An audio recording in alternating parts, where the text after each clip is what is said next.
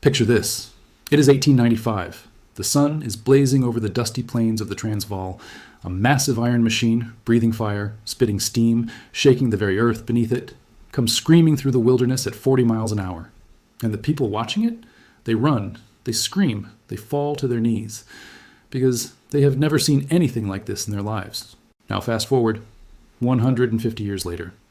South Africa has one of the most ambitious electrified railway networks on the entire African continent.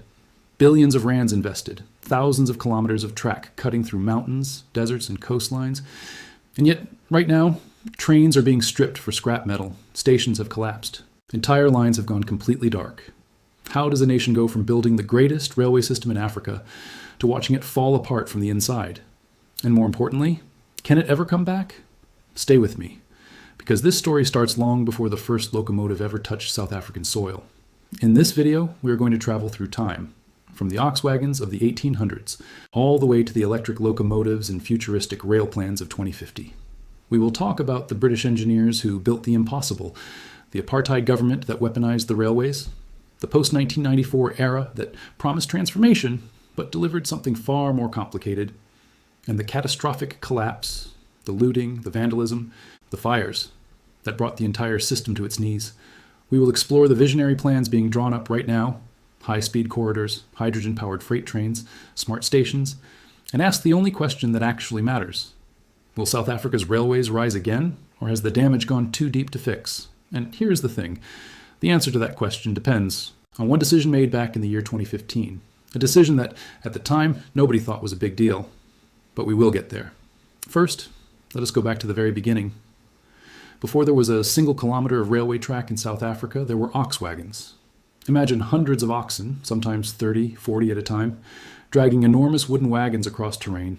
So brutal it would break a lesser nation, the Drakensberg Mountains, the Great Karoo Desert, rivers with no bridges, roads that were really just tracks left by previous wagons. This was how goods moved. This was how people moved. This was how armies moved. It was slow, it was dangerous, and it was expensive beyond belief. Then, in 1860, everything changed. On the 26th of June, 1860, South Africa's very first train moved along a short stretch of track in Durban, KwaZulu-Natal. It was not a long journey, just 3 kilometers, but the crowd that gathered to watch it, they were witnessing the future, and most of them knew it. The locomotive was named the Natal. It burned coal. It huffed and puffed. It was, by modern standards, laughably primitive, but it moved goods faster than any ox wagon could dream of. The British colonial government immediately understood the strategic value of what they were looking at. This was not just transport. This was power. Control the railways, control the territory. And so, through the 1860s, 1870s, and 1880s, the tracks began spreading. Cape Town got connected, Port Elizabeth, East London. Engineers blasted tunnels through mountains. They built bridges over rivers that had never been crossed by anything faster than a horse. The Cape Government Railways, the Natal Government Railways, the Central South African Railways, different administrations, different gauges, different political agendas, all pushing iron and steel deeper into the continent. But here is where it gets complicated. In the 1880s, they discovered something in the Witwatersrand that would change South Africa, and its railways, forever. Gold. The discovery of gold on the Witwatersrand in 1886 did not just make people rich. It created an entirely new city, Johannesburg, out of nothing, and it transformed the railways from a colonial convenience into an economic lifeline. Suddenly, everyone wanted a piece of the rand. British investors, Dutch settlers, adventurers from across Europe, mining companies that would become some of the largest corporations in history, and all of them needed railways. The problem? The Boer republics, the Transvaal and the Orange Free State, controlled the land where the gold was, and they had their own ideas about who should build the railways and on what terms. Paul Kruger, the president of the Transvaal, understood that whoever controlled the railways controlled the economics, the gold rush. He pushed for a railway line running east to Delagoa Bay in Portuguese territory, bypassing the British-controlled Cape Colony entirely. The British were furious. Here's the tension. On one side, you have the British Empire, the most powerful political force on earth, desperate to control the gold and the railways that move it. On the other, you have the Boer republics, fiercely independent, deeply suspicious of British motives, trying to maintain their sovereignty through strategic infrastructure. And caught in the middle, the railways themselves, hundreds of kilometers of contested track, multiple gauges that did not even match each other, a system that was already, by design, politically fragmented. Then came the Anglo-Boer War, 1899 to 1902. And the railways became weapons. The British Army used the Cape Railways to move troops, artillery, and supplies deep into Boer territory. The Boers used guerrilla tactics to attack those same railways, blowing up bridges, tearing up tracks, derailing supply trains. Railway bridges became some of the most fought-over structures in the entire war. When the war ended and the British won, they inherited a railway system that was partially destroyed, completely fragmented, and desperately in need of a unified vision. What happened next would shape South Africa's railways for the next 100 years. But the man they chose to fix it all, he almost made everything worse, and nobody saw it coming. In 1910, South Africa became a union. 4 colonies joined into a single country under British oversight. And one of the very first things the new government did was unify the railways. South African Railways and Harbours, the Wagons, the CR8 was born. On paper, this was a triumph. One administration, one budget, one vision. The fragmented, politically contested railway system of the colonial era would finally be rationalized. In practice, it was chaos. Different sections of track used different gauges. Locomotives from one region could not run on the tracks of another. Stations had been built to different standards. The accounting was a disaster. And there was a deeper problem, a philosophical one. The new South African government needed the railways to do 2 contradictory things at the same time: serve the booming mining industry and serve the people. Mining companies wanted cheap, fast freight. Farmers wanted affordable passenger transport. Cities wanted commuter lines. The military wanted strategic capability. You cannot build a railway that does all of those things perfectly. Something always has to give. Through the 1910s and 1920s, SAR&H chose the mines. Freight dominated. Heavy-haul coal lines were built to connect the coal fields of Mpumalanga to the ports of Durban and Richards Bay. Iron ore lines were driven through the Northern Cape. The system grew kilometer by kilometer, serving industrial appetite. But passenger services? They were an afterthought. This decision, prioritizing freight over passengers, would echo through South African railway history like a fault line through rock. And then came the Second World War. South Africa's railways moved hundreds of thousands of soldiers and millions of tons of supplies. They kept the war effort running. The system was pushed to its absolute limits. When the war ended in 1945, the railways were exhausted, the locomotives were old, the infrastructure was worn, and South Africa was about to enter one of the darkest chapters in its history. In 1948, the National Party came to power, and apartheid changed the railways in ways that are still being felt today, but not in the way you might expect. When most people think about apartheid and transport, they think of the obvious things: separate benches, separate carriages, separate ticket windows. And yes, all of that happened on South Africa's railways. But the deeper damage was structural, invisible, engineered into the very layout of the tracks themselves. Here is what the apartheid government understood. If you control where people live, you control what they need. And if you control what they need, you control them. The townships, Soweto, Khayelitsha, Mdantsane, were built deliberately far from economic centers. Not by accident, by design. The distance created dependency.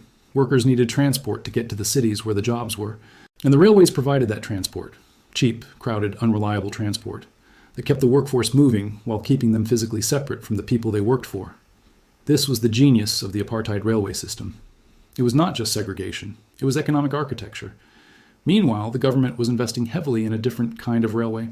The Blue Train, launched in 1946 and expanded under apartheid, became one of the most luxurious passenger trains in the world. 5-star dining, private suites, crystal glassware, for white passengers only. The contrast could not have been more brutal. On one track, the Blue Train gliding through the Karoo in silence and luxury. On another, overcrowded commuter trains packed with black workers making the daily grind from township to city and back. And here is the twist that most people do not know. Even within this deeply unjust system, the railways worked. Infrastructure-wise, the 1960s and 1970s were actually the peak of South African railway engineering. Gavin Relly, the head of Anglo-American, once said that the South African railway system was the envy of developing nations worldwide. And he was right. In 1976, South Africa launched one of the most ambitious freight railway projects in history, the iron ore line from Sishen in the Northern Cape to Saldanha Bay on the west coast, over 800 kilometers, through some of the most hostile terrain on the continent, carrying trains so heavy they required 4 locomotives pulling and 2 pushing. In 1986, they electrified the main line between Johannesburg and Cape Town. The technical achievements were extraordinary, but all of it was built on a foundation of injustice, and when that foundation cracked, the entire structure would shake. The crack came in 1994, April 27, 1994, South Africa's first democratic elections. Nelson Mandela becomes president. The apartheid system is dismantled. The promise is transformation, equity, a new South Africa for all its people, and the railways are front and center of that promise. Metrorail, the commuter rail service, is supposed to become the backbone of a new, equitable urban transport system. The government talks about investment, modernization, a rail network that serves everyone. What actually happens? Nothing. Then, worse than nothing. The problem is money. South Africa in 1994 inherits enormous debt from the apartheid regime. The new government has to balance the books while simultaneously trying to deliver basic services, houses, water, electricity, education, to millions of people who had been systematically denied them for decades. Railways are expensive. Maintenance is expensive. New rolling stock is expensive. And the new government has priorities that feel more urgent than fixing trains. So the investment does not come. Through the 1990s and 2000s, the railway infrastructure slowly deteriorates. Locomotives age, tracks degrade, stations crumble. The skilled engineers who built and maintained the system, many of them white, caught in the complicated politics of transformation, retire or emigrate, and the knowledge goes with them. But there is still hope. In 2009, the government launches a massive investment program, hundreds of new coaches, new locomotives, a plan to revive the commuter system. And then comes the decision, the one I mentioned at the beginning. In 2015, PRASA's controversial CEO, Lucky Montana, approves the purchase of 110 Spanish-built locomotives at a cost of over 3 billion rand. The problem? The locomotives are too tall for South African tunnels. Too tall for the tunnels. 3 billion rands, useless. The public protector launches an investigation. Montana is fired. Corruption charges follow. And the entire PRASA investment program, already years behind schedule, collapses into a scandal that will take years to untangle. While the lawyers argue and the politicians point fingers, the trains keep aging. And then, between 2017 and 2021, something truly catastrophic happens. The looting begins. Cables are stripped from tracks, not just copper wire, but the actual infrastructure that makes electrified trains run. Stations are set on fire, coaches are vandalized and stripped for parts. The Shosholos Mail, the long-distance passenger service that connected South Africa's cities, loses locomotive after locomotive to theft and damage. In Cape Town's Central Line, serving Khayelitsha, one of the largest townships in South Africa, trains stop running entirely.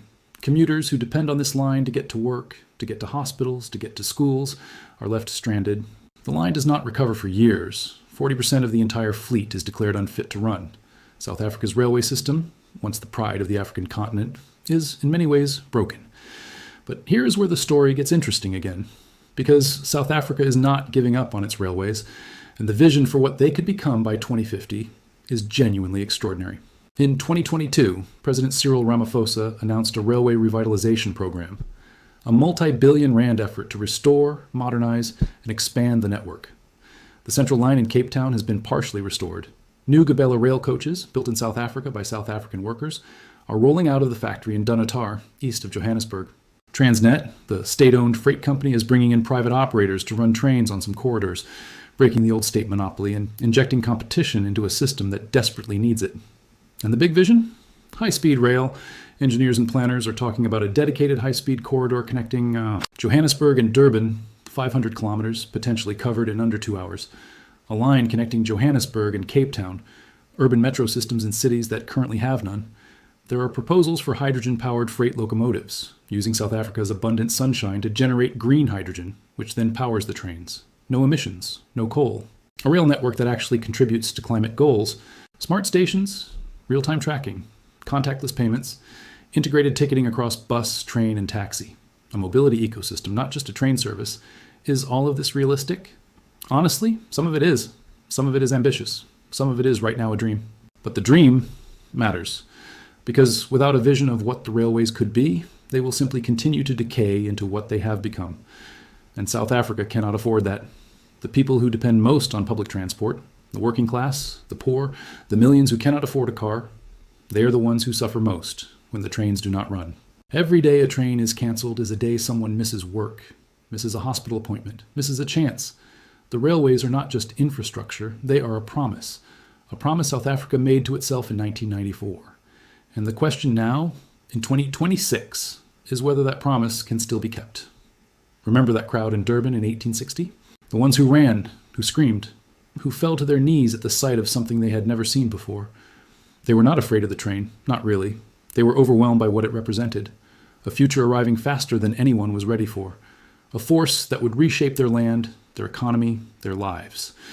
for better and for worse. South Africa's railways have always been that, a mirror of the country itself, its ambition and its corruption, its engineering brilliance and its social failures, its extraordinary potential and its infuriating tendency to squander it.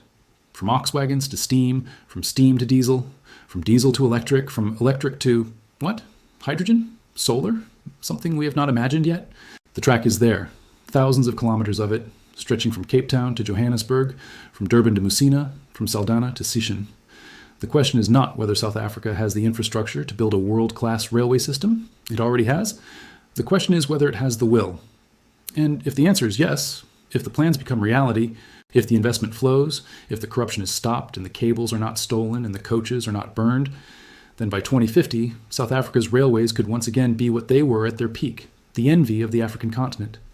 And maybe, just maybe, the envy of the world. So, what do you think? Can South Africa rebuild its railways in time? Let me know in the comments. And if you want to see more untold stories like this one, subscribe, because we are just getting started